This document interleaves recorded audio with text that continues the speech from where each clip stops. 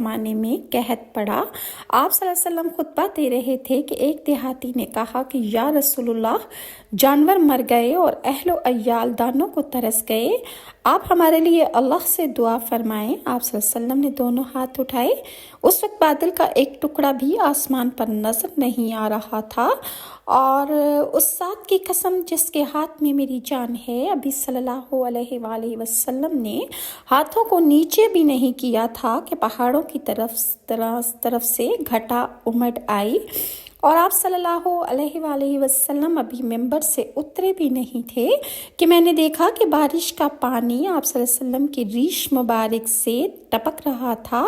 اس دن، اس کے بعد اور متواتر اگلے جمعے تک بارش ہوتی رہی، اور دوسرے جمعے کو دوبارہ وہ دیہاتی آیا اور پھر کھڑا ہو گیا،